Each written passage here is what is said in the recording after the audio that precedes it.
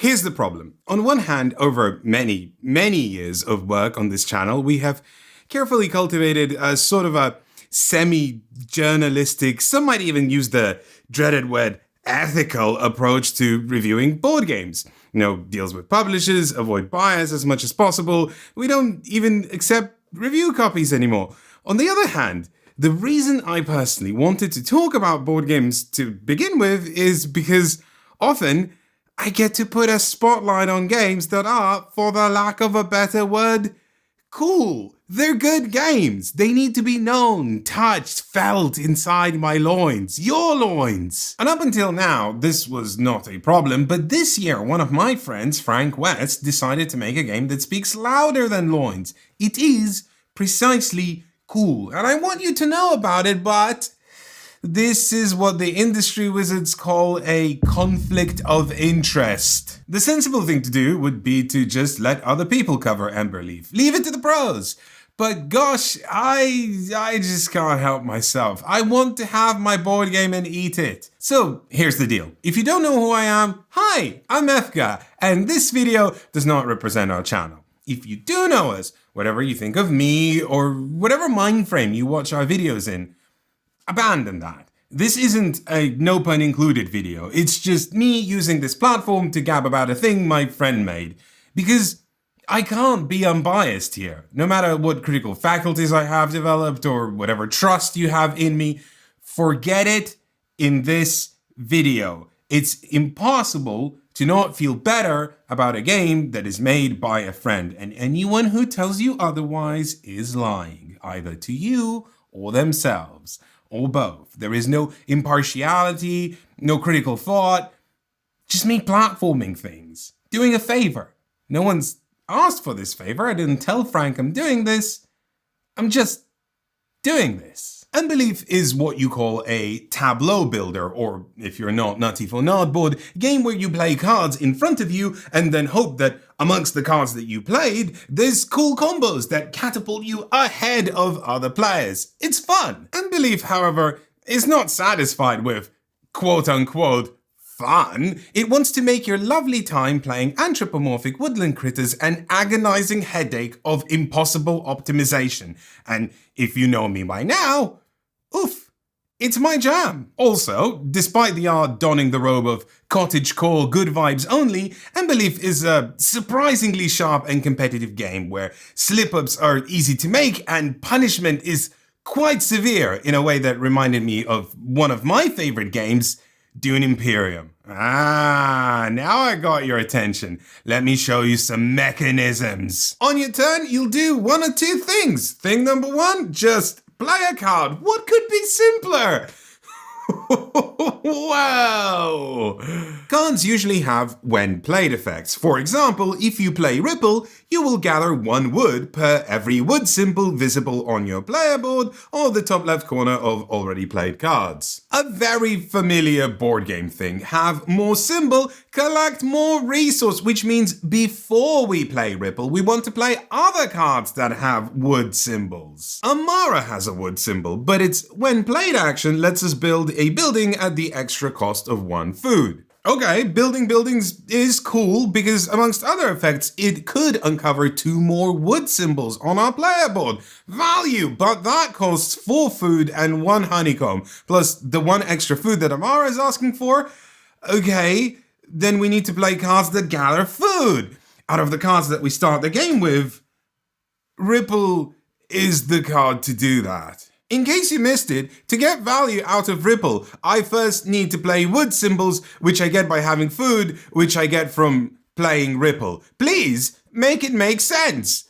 No, really, this is what the game is asking you to do. Figure this, and many other impossible puzzles, out. And I haven't even explained the main mechanism. Frank, you're probably watching this, so I'm sorry. I talked to you about it, I know it means a lot to you, but you decided to call this mechanism card dancing, and it's just, I mean, I get it, but card dancing? Really? Anyway, what Frank means is card sliding, because instead of playing a card on your turn, you have the option to slide all of the cards 1 space to the left, and there are a myriad of reasons why you would want to do this. You might have noticed that the food gathering effect on Ripple does not look like the wood gathering effect. That's because you don't activate it when you play it, you activate it each time the card slides, or dances, I guess.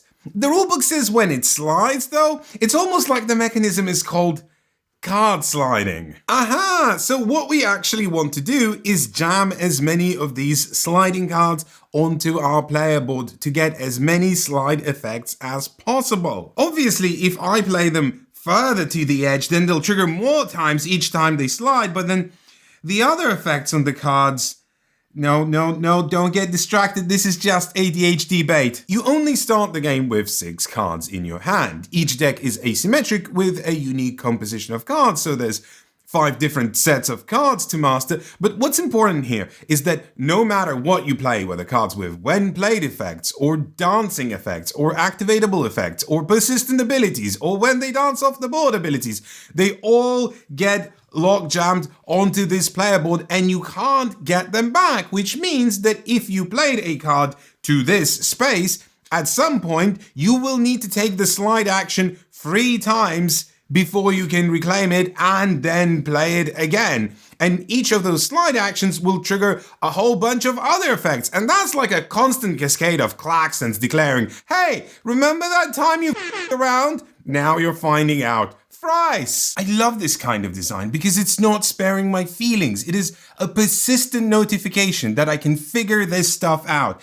exercise through repeated attempts, hone my crafts, practice my moves. Oh my god!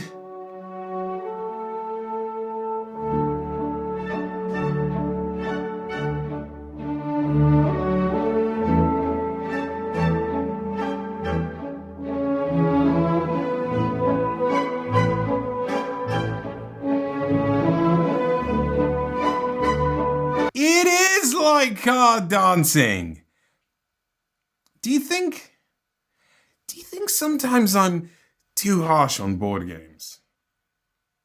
Nah. There is an unachievable ideal baked into Emberleaf, a Sisyphean pedestal that you can't quite place yourself onto. And that sort of thing can seem like a frustrating experience, but Emberleaf is also clever enough to leave plenty of room for you to do fun things. It's a design that blends new ideas with tried and true satisfaction delivery mechanisms. Abilities flow and blend into powerful combos, and there's plenty to do to constantly reward your efforts. I mentioned that you use resources to build buildings. Each time you do, you'll get points if you build different types of buildings in clumps, but also you home these animal villages on them. Each one you place unlocks a bonus. It could be some resources, a game-changing effect, a scoring ability, or even a new card to add into your deck. And one of them is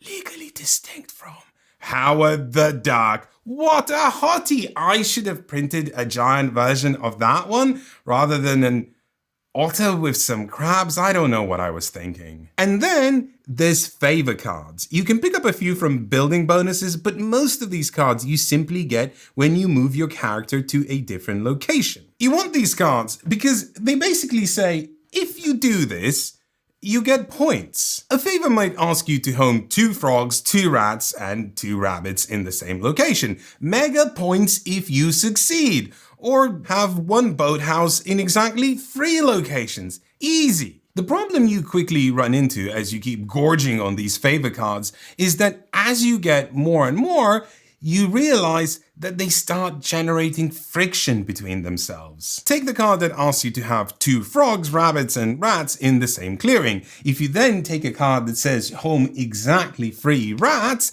they sound sort of compatible. They want you to do the same thing, but you collect these as you play, meaning that if I already homed a rat here, and now I suddenly have these objectives, I can no longer place rats in any other clearings to succeed at both. And that's just 2 cards, which means you want to time when you travel to and out of locations when the right card appears in the favor row. But the ability to travel is dictated by cards you play. And what if the card that lets you move is stuck in your tableau? How many turns till you get it back? How many turns till things change and the card disappears? I left the dullest mechanism for last because underneath it, there's a nasty little surprise. Scattered across the map, there's these banners. They represent pesky ne'er-do-wells you have to dispose of. If you play a card with an action that lets you fight, you'll usually count the swords on your board, see if the total matches the health, and remove them. This will score you however many points the banner had and make travel cost less for everyone. But also, you advance on this track to get a little bonus. Maybe a few bits of wood, or sometimes a honeycomb. That's a rarer resource. Nice! But wait! What is this here at the bottom? It's a trophy! Whoever reaches that space gets a massive point bonus and also a truckload of resources of their choice. That doesn't seem very fair. One person gets a pittance and another is riding away with a bathtub full of cash, and they both did the same work.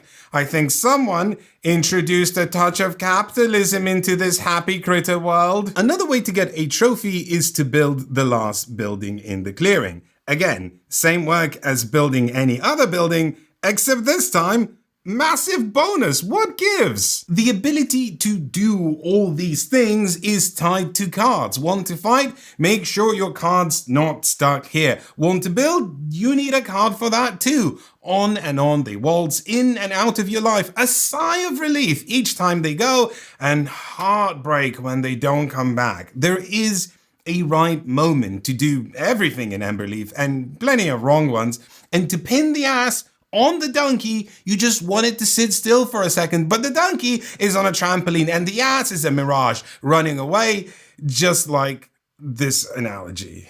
So that's Frank's game, and I really do like it a lot. I do, of course, have some gripes. It does play a bit long, especially when there's so many changing factors, decisions can spiral out, so not really ideal for larger groups. And I think its art belies a much more crunchy and sinister game, potentially giving less experienced board gamers a false impression into what they're about to embark upon. Bonus points to myself for using belies correctly, which I somehow botched in our ARCs video. But now we come to the tough part.